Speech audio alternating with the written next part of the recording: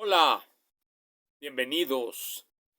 En esta ocasión quiero volver sobre los temas críticos de este canal que son la mecánica y la dialéctica de la Revolución Mexicana. ¿Cómo vamos a enhebrar, cómo vamos a juntar estos dos flujos de pensamiento en donde por un lado está la historia de la mecánica y por otro lado está la historia de un país que se llama México y de las decisiones que quienes lo han hecho, quienes lo han forjado, quienes han decidido por dónde va, se juntan con las cuestiones que tienen que ver con la ciencia? ¿Cómo vamos a hacer eso? Bien, miren, voy a comenzar platicando de un libro que ya he presentado en este canal. Si quieren pueden buscar alguno de los videos, que se llama Mecánica Analítica y que fue reeditado recientemente. El libro de Mecánica Analítica yo lo tengo en varias ediciones. Esta es la que tengo aquí directamente a la mano. Esta es una reimpresión, esta es una reencuadernación, no estaba así originalmente. Esta es una reencuadernación del 25. El libro, como pueden ver aquí, no trae más que el prolegómeno. Es un libro de mecánica analítica de Eduardo Prado, ni siquiera trae el nombre esta copia que tengo, sin embargo está completo e incluye algo que en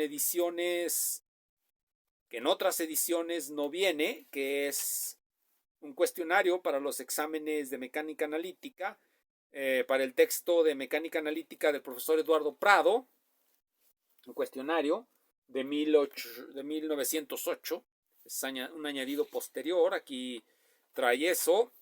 También este volumen trae una serie de erratas, fe de erratas, que en otros tomos no viene, fe de erratas. Así que lo que este no trae se compensa por lo que sí trae. Bien, aquí de lo que se trata es de... Este texto contiene un capítulo que llamó la atención de un físico mexicano que se llama Eduardo Piña Garza, que logró hacer que el Politécnico Nacional reeditara este texto en edición facsimilar. ¿Y por qué le pareció interesante al señor Piña Garza este libro? Bien, por dos razones: por el amor hacia los libros viejos, por el amor a la física y por la ignorancia de la historia. Por esos dos motivos. Sin embargo, la ignorancia de la historia, de esa ignorancia padecemos todos, y la única manera de salir de ella es volvernos críticos.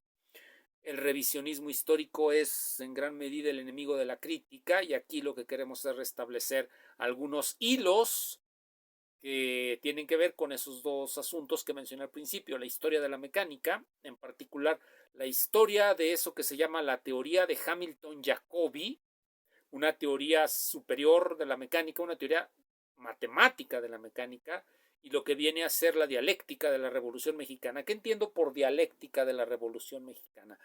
Bien, por dialéctica voy a entender sencillamente la discusión, la puesta en escena de dos puntos de vista que van a, digámoslo así, intercambiar argumentos hasta que en algún momento, sea por la razón o por otros medios, uno de estos se impone.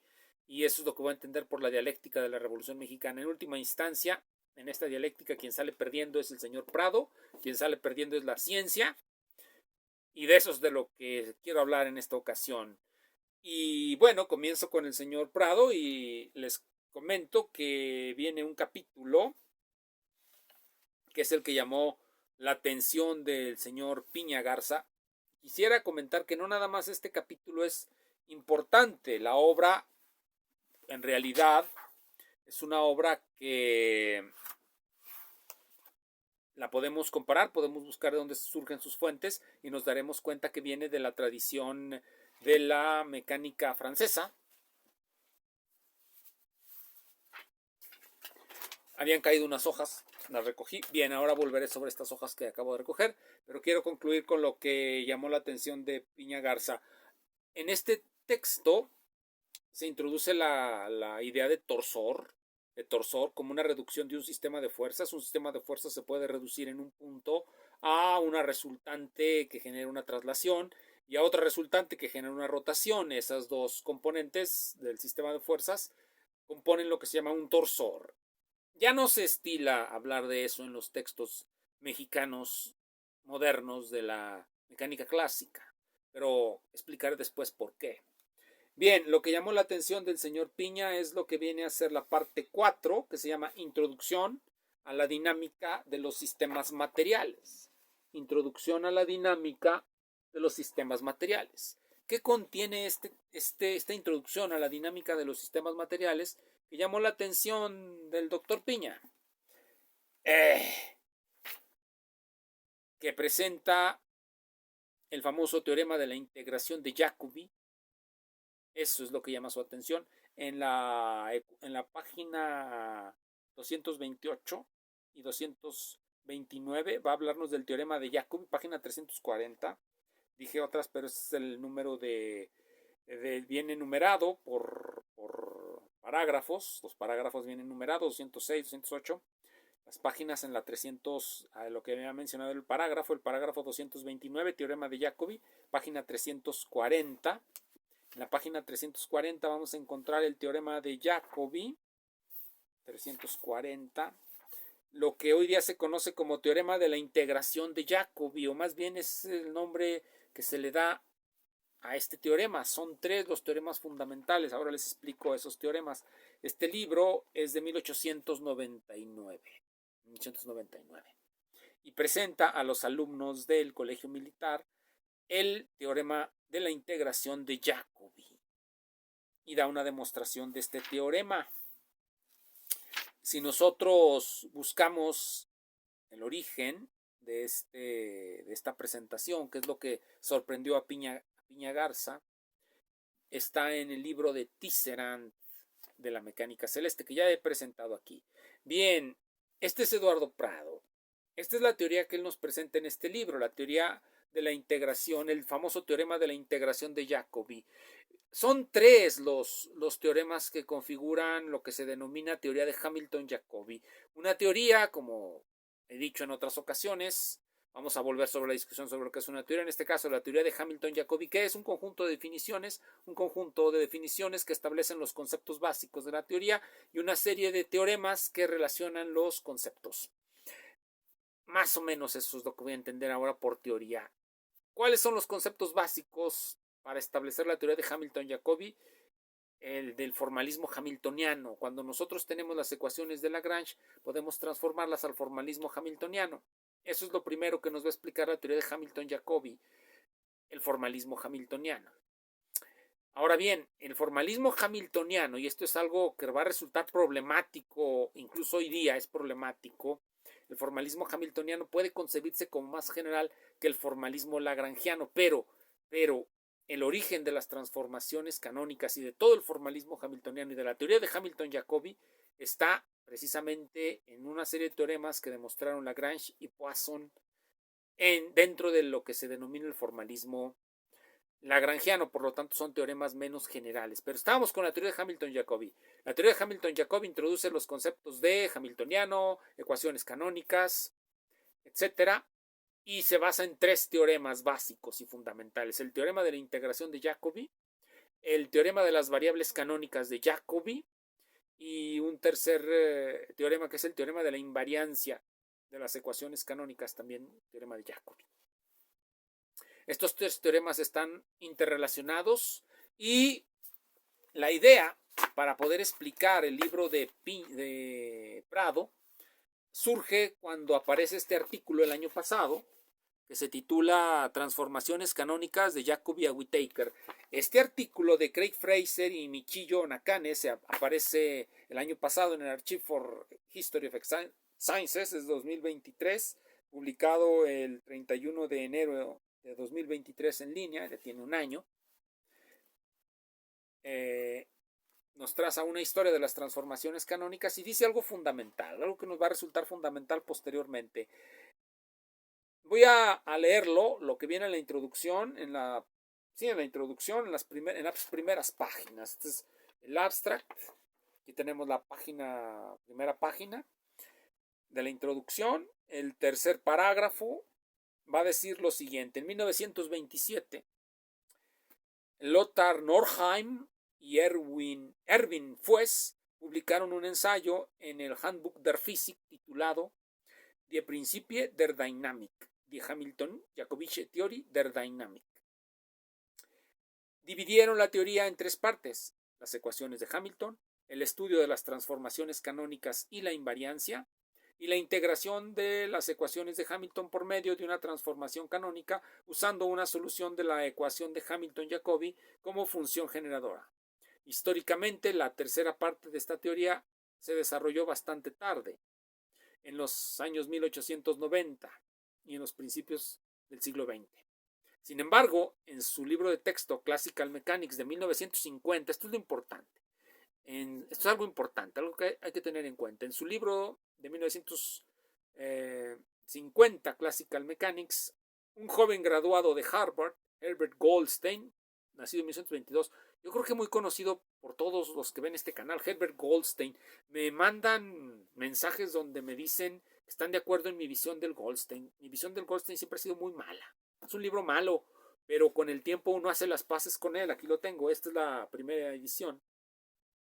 Uno hace las paces con él y bueno, ya lo tolera.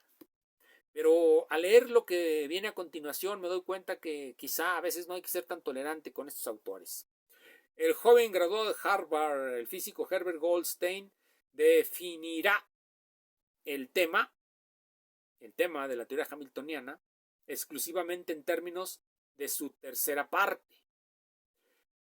Él lo hizo sin tener conciencia, aparentemente no tenía conciencia de la incongruencia histórica de tal concepción. La incongruencia histórica de tal concepción. El presente artículo se va a centrar en las transformaciones canónicas para identificar un hilo único en la historia, aunque crítico en la evolución de la teoría de Hamilton-Jacobi. ¿Qué nos está diciendo él? Nos está diciendo que Goldstein leyó mal a este libro que tengo aquí, el Handbuch der Physik, el que están citando, el ensayo de Lothar Norheim y Erwin Fues, aquí viene, es el segundo, el primer, no es un ensayo, son artículos de enciclopedia, son artículos enciclopédicos.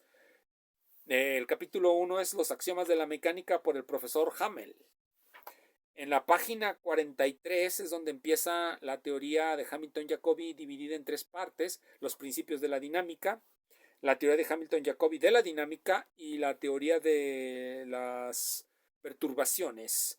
Son tres artículos interrelacionados. ¿Por qué? Por los tres teoremas que les mencioné al principio. Primer teorema de Jacobi, el teorema de la integración. Nos dice cómo se integran las ecuaciones de Hamilton si se conoce una solución de la ecuación de Hamilton-Jacobi. Es el teorema de la integración. Luego viene el teorema de las variables canónicas. Este teorema tiene una historia muy curiosa. Este teorema lo enuncia Lagrange por primera vez. Lagrange obtiene las ecuaciones de Hamilton, las ecuaciones hamiltonianas las obtiene en su libro de texto Mecánica Analítica, y anteriormente en algunos artículos obtiene eso cuando enuncia un teorema sobre perturbaciones, sobre la teoría de perturbaciones, pero no es un resultado exacto, no es una expansión asintótica, nada por el estilo, es un resultado exacto. Jacobi lo va a generalizar y se va a llamar el teorema de las variables canónicas de Jacobi. Ese es el teorema segundo de la teoría de Hamilton-Jacobi, que generalmente no se expone en los libros de texto, o no lo expuso Goldstein. Ellos sí lo exponen en la teoría de las perturbaciones. Lothar Norheim y Erwin Fues sí lo exponen. Y el último teorema es el teorema de la invariancia de Jacobi. Son tres teoremas que están interrelacionados y que juntos forman la teoría de Hamilton-Jacobi. Es decir, cuando nos exponen el formalismo hamiltoniano, a la manera como lo hace Goldstein, están exponiéndonos de manera ahistórica, entrecortada, mala, algo que alguien como este señor mexicano ya dominaba. Eduardo Prado ya nos presentaba la misma teoría desde un punto de vista más correcto. Goldstein nos lo presentó mal y generaciones de físicos leyeron a Goldstein porque, bien, aquí ya mostré más o menos la historia de las transformaciones canónicas, la historia que subyace a este libro. Voy a hablar un poco más sobre eso. Hay un texto, voy a preferir este texto a traerme de nuevo, como ya lo presenté cuando por ahí tengo una serie de videos donde hablo sobre la teoría de las perturbaciones. Ahí presento el texto de Tisserand. El texto de Tisserand, me parece, es el que sigue casi al pie de la letra Eduardo Prado al presentarnos el teorema de la integración de Jacobi. ¿Qué es lo que hace Eduardo Prado?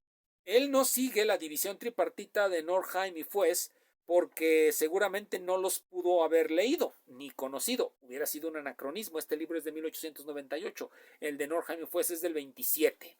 Sin embargo, cuando nosotros leemos de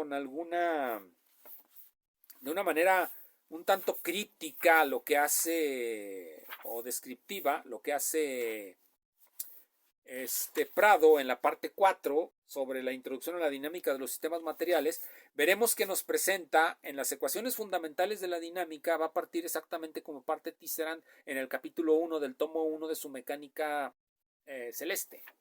Nos va a presentar la ecuación general de Lagrange a partir del principio de D'Alembert. Eso es lo que hace en las páginas 325, 24, y obtiene lo que denomina la ecuación general de Lagrange, que hoy día se conoce como principio de D'Alembert en el libro de Goldstein. Posteriormente va a introducir una transformación importante de la ecuación de Lagrange y va a escribir las ecuaciones de Lagrange. Aquí las tengo, las logra escribir. Más bien escribe el principio de Hamilton antes de las ecuaciones de Lagrange. Establece el principio de Hamilton directamente del principio de la ecuación de D'Alembert o ecuación general de la dinámica de Lagrange o ecuación general de Lagrange, y en eso sigue a Tisserand precisamente. Después va a escribir las ecuaciones de Lagrange directamente del principio variacional. En esto sigue a Poincaré. Poincaré fue uno de quienes introdujo los métodos variacionales en la mecánica. Jacobi no los usaba.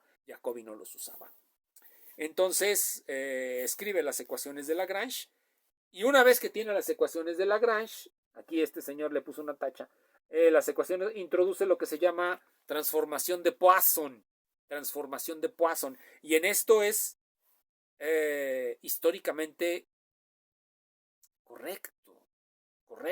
Goldstein ni siquiera le pone ese nombre, le llama transformación de Legendre. Hay una diferencia entre la transformación de Poisson y la transformación de Legendre. La transformación de Poisson es una transformación puntual, es una transformación de coordenadas. La transformación de Legendre no es simplemente una transformación de coordenadas, involucra un espacio infinito dimensional, pero aquí no lo mencionaré más que así. Una vez que escribe las ecuaciones canónicas, siguiendo a Tisserand, ya obtiene las ecuaciones canónicas, que es lo que se necesita para poder enunciar el famoso teorema de la integración de Jacobi, que es lo que hace a continuación, página 340. Esto que hace Eduardo Prado es mucho mejor que lo que hace Goldstein.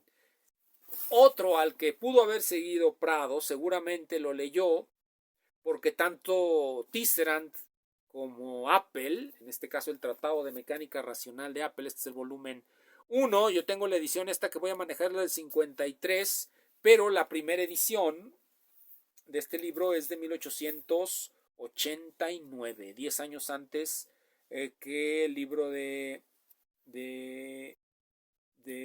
Prado. Este tipo de libros, el libro de Appel, tanto como el libro de Tisserand, circulaban en la Ciudad de México, circulaban mucho. De hecho, cuando yo he ido a Ciudad de México me he encontrado constantemente estos libros. Me encontré el curso de mecánica racional de Appel, que en Estados Unidos, también lo encontré en Estados Unidos, pero en Estados Unidos me lo vendían como a $200, y en la Ciudad de México pues prácticamente lo compré por 500 pesos, 3 tomos, los 3 tomos del siglo XIX, en el siglo XX le añaden otros 2.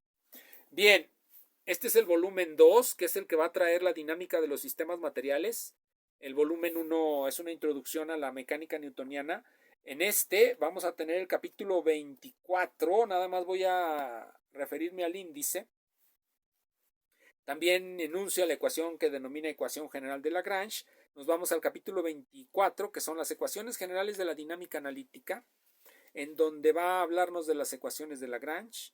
las aplicaciones de las ecuaciones de Lagrange. Luego vamos al 25, ecuaciones canónicas, transformación de Poisson y de Hamilton. Él también le llama transformación de Poisson, porque históricamente fue Poisson quien la introdujo, no Legendre.